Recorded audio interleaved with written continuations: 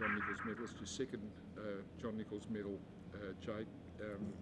How does it feel? Take it again? Yeah, I mean, very fortunate, very humbled, very privileged to be in this position. Didn't expect to be getting a second one with the likes of Cripps and Walsh and Ches and Charlie Curnow in the ranks, but I snuck home. It's good for defenders to get one back, but no, I mean, very proud. Again, you look at Newey's year, you look at Kempy's year, Gov's year, you can't really do it without, I guess, the help around you, and very fortunate to have some great teammates. So, yeah, very, very happy.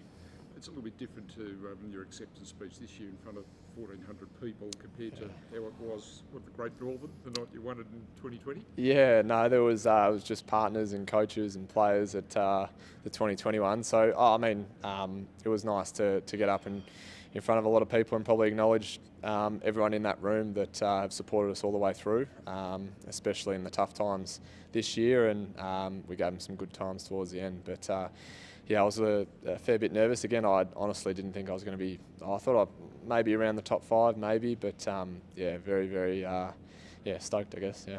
Was your year perhaps symptomatic of the teams, the way you really seemed to come into your own in that second half of the season? Yeah, I think, I mean, the first 4 or 5 games you're sort of finding your feet. I think everyone's doing that. You're trying to feel out the game plan and making sure everything's sweet. And I think we played okay, but we were winning ugly. And then you look at our sort of that 6-7 game losing streak, and that was very ugly. So there were some tough conversations, hard conversations to be had, and I think led by Vossi and Cripper and the way that they led the group, and to have those tough conversations. Obviously the boys rebounded, and I guess my year is somewhat reflective of that, and tried to invest more in others and just play more of a team game, team defence, and I think you certainly saw that in the back end. Well, two defenders have gone 1 and 2 tonight, yourself and Nick Newman, and you have acknowledged the back 6, but I think in retrospect, getting the back 6 right was pretty much the priority when the journey really began. And you seem to have really become a team within the team. Yeah, no, it's I think it's always the way with defenders. Cop a little bit of flack from the forwards for being a little bit boring maybe, and just doing our jobs and our roles, but no, it's a good group to be a part of, obviously led by Aaron Hamill and the quality that he's brought to the team over the last 2 years. And I mentioned Newey, I mentioned Kempy, Gov. I mean, the guys that come in and do a role, Sincotta, Boyd, Lockie Cowan early days, and even Plough as well. His leadership sort of away from the first team and what he was doing in the VFL, it's good to be a part of. So as you said, a team within a team, and hopefully we can stick strong for the next couple of years. And you acknowledged Aaron Hamill a moment ago. To what extent does he help you, or has he helped you along the way? Yeah, no, he was massive for me. He's very honest, bit old school with the way he goes about his coaching. He talks very well, just like Vossi, but he says it how it is, and I don't want to hear it any other way. So he was, I guess, somewhat honest at the start of the year, and then he certainly had the tough conversations with me, and he helped me get back on track, and just instills the right stuff in us as a back 6, and I think it showed. It's important that the defenders are acknowledged, Jake. It's a bugbear of mine that the Brownlow medalist is invariably awarded the best midfielder. The Coleman medal goes to the likes of Charlie Curnow. But it's important that the backmen are acknowledged for the efforts they put in week in, week out. Yeah, I mean, individual accolades are great, certainly. Premierships are the ones we're chasing, and, I sort of turn it to that, if I can divert the answer in some way to trying to go that next step next year. And again, you sort of speak about the back line and acknowledging them, but even the guys that are up the field that are putting pressure on the small forwards, the wingers and their roles, Ollie Hollands and Blake Acres, it's good to see them acknowledged tonight as well. So again, it takes 18 blokes to go out and do a job, and we did it 13 times in season this year and a few times in finals. I'm sure we can go all the way pretty soon.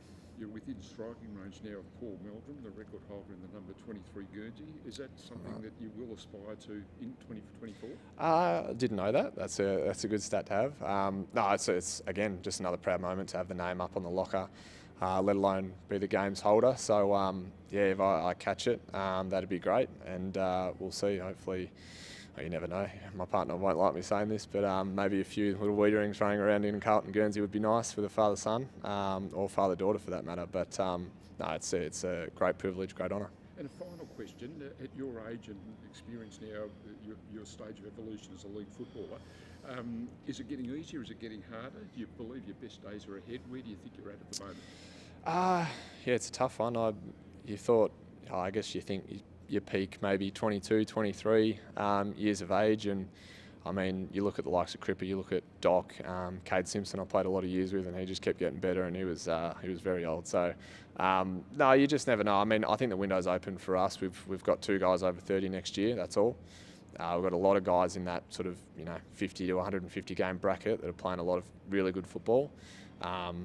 So yeah, I mean, the window's certainly open. We've just got to go out and do it now, so it's very exciting. Particularly given the journey that you've been on, because there have been a lot of dark days, but it's real now that the team is on the rise. Yeah, no, for sure. I mean, it was sort of alluded to the last 10, 15 years, I guess. It's been tough, definitely. I think not just on the club, but the fans and the families and the partners. You don't want to be losing 15 games a year, and that's what we've been doing. So the last couple of years has been great, but that comes with a lot of hard work, earning respect, and yeah, we've just got to keep doing it now. So we'll be doing that in pre-season and come round 1 next year. Round 1 can't come quick enough, Jake. Well done again tonight. All the very best, and let's look forward to 2024 with a bang. Appreciate it. Thanks, Tony.